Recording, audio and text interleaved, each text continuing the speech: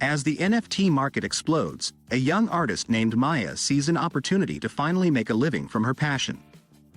She creates a series of stunning digital artworks and puts them up for auction as NFTs, hoping to make a name for herself and earn some much-needed income.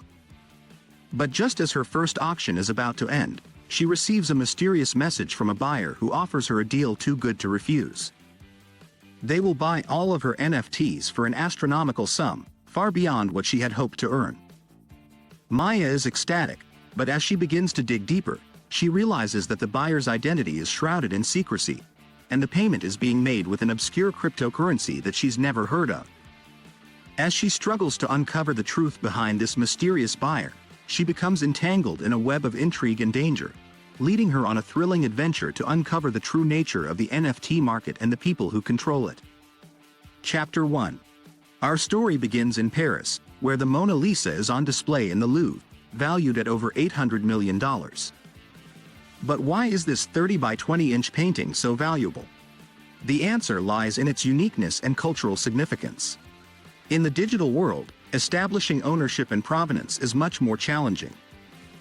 This is where NFTs, or non-fungible tokens, come in.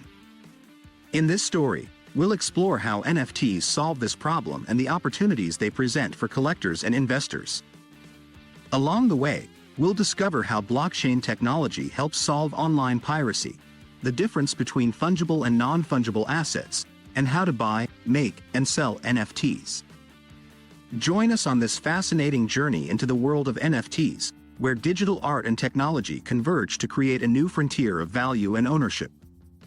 Chapter 2. Sarah had always dreamed of making it big as a musician, but the rise of digital music left her feeling like her music was constantly being stolen. She couldn't make a living off her art, and it was taking a toll on her creativity. One day, Sarah heard about blockchain technology and its ability to create an unfalsifiable record of ownership for digital assets. With a newfound hope, Sarah started creating music that would be sold as NFTs, unique digital assets that could be traded on the blockchain. Sarah's music started to gain attention, and before she knew it, she was making more money than she ever had before. But as she delved deeper into the world of NFTs, she started to uncover a sinister plot. Someone was creating fake NFTs of her music and selling them on the blockchain. Sarah was devastated, but she knew she had to fight back. With the help of a group of tech-savvy friends, Sarah set out to uncover the identity of the fraudster and take them down. As they dug deeper, they discovered that the fraudster was actually a rival musician who was threatened by Sarah's success.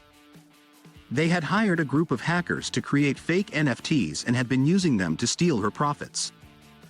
With the evidence they had collected, Sarah and her friends presented their case to the authorities and the fraudster was brought to justice.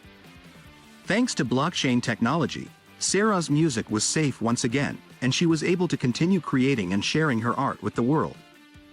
Chapter 3.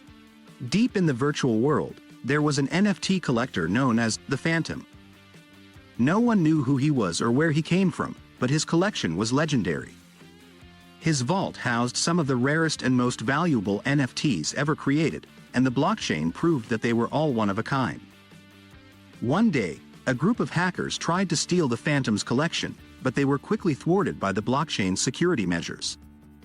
The Phantom's identity was still unknown, but his reputation as a master collector grew. That was until a new NFT appeared on the market. It was a digital painting that no one had ever seen before, and it quickly gained attention. The bidding war was fierce, with collectors from all over the world vying for ownership. The price skyrocketed, and everyone wondered who the lucky buyer would be. Finally, the auction ended, and the winner was announced. It was none other than the Phantom. The world was stunned. How had he managed to acquire such a rare and valuable NFT? Rumors began to circulate that the Phantom was not just a collector, but also a creator. He had secretly been working on his own NFTs and had finally decided to release one into the market. The painting was a masterpiece, and its rarity and provenance made it the most valuable NFT in the world. The Phantom's true identity remained a mystery, but his reputation as a master collector and creator was cemented. The world of NFTs had a new king, and his collection was the envy of all who knew of it. Chapter 4. Meet Jane, a digital artist who has been struggling to make a living off her art. She's always dreamed of having her work displayed in a gallery or sold in an auction, but the traditional art world just never seemed to be interested in her digital creations. That is, until she learned about NFTs. Jane's unique and colorful digital art caught the attention of a well-known NFT collector who was willing to pay top dollar for a token of ownership. With the money she earned from the sale, Jane was able to quit her day job and focus full-time on her art. But as Jane continued to create and sell her NFTs, she noticed something strange happening. A group of wealthy collectors, including some famous celebrities, had started to hoard her digital artwork, never displaying it or sharing it with anyone. It was as if they were buying her art solely for the sake of owning something rare and valuable, without actually appreciating the art itself. Jane began to feel conflicted. On the one hand, she was thrilled to be making a living off her art and to have her work recognized by such high-profile collectors. On the other hand, she couldn't help but wonder if the true value of her art was being lost in this new world of digital collecting. As the NFT market continued to boom, Jane found herself at a crossroads. Should she continue to create and sell NFTs, knowing that they may never be truly appreciated for their artistic value? Or should she take a step back and reconsider what it means to be a digital artist in a world where art is increasingly being treated as a status symbol? Chapter 5. John had always been interested in the world of art, but he never had the funds to purchase pieces he liked. That was until he stumbled upon the world of NFTs, where he could purchase unique digital art pieces for a fraction of the price of physical pieces. After doing some research, John set up his cryptocurrency wallet and created an account on OpenSea, ready to buy his first NFT. John spent hours browsing through the various listings, unsure of what to buy. He was looking for something that spoke to him, something that he could see himself owning and enjoying for a long time. That's when he came across a digital art piece that featured an astronaut in space, surrounded by a beautiful, surreal landscape. It immediately caught his eye, and he knew he had to have it. He placed his bid and waited anxiously for the auction to end. The bidding was intense, but in the end, John's bid won. He was ecstatic. He had just bought his first NFT, and it was something he truly loved. As he stared at the piece, he couldn't help but wonder what other unique NFTs were out there, waiting to be discovered. John continued to explore the world of NFTs, curating a diverse collection of digital art and other collectibles. He even started to connect with other collectors and creators, learning more about the market and the possibilities of NFTs. It wasn't just about buying and selling for him, it was about being part of a community that shared his passion for art and technology. As the NFT market continued to boom, John felt grateful for the opportunity to be a part of it all. He knew that he was taking a risk, but he also knew that he was investing in something he believed in, something that had the potential to change the way we value and collect art. Chapter 6. As a young artist, Mia always struggled to get her art out there and gain recognition. She decided to create her first NFT and sell it on the blockchain. She followed the instructions and uploaded her digital art on OpenSea, and within minutes, she had minted her first NFT. Naming it Mystical Waters, she added it to her collection and waited for potential buyers to discover it. She spent hours scrolling through the marketplace, seeing the incredible creations that other artists had made. But Mia was confident that her NFT was unique and had something special to offer. Days turned into weeks, and Mia had almost given up hope. But one morning, she received an email from OpenSea notifying her that her NFT had sold for a whopping $20,000. Mia couldn't believe it. She had finally made it as an artist, all thanks to the incredible potential of NFTs. Chapter 7. Samantha had always been a collector, and when she first heard about NFTs, she was immediately intrigued. She spent months researching and learning everything she could about the emerging market, even attending NFT conferences and meeting with artists and creators.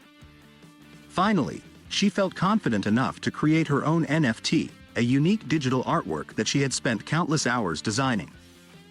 She followed all the steps to mint it on OpenSea and set a price that she thought was reasonable. Days went by, and no one bought her NFT. She started to feel discouraged, wondering if she had made a mistake. But then, something unexpected happened.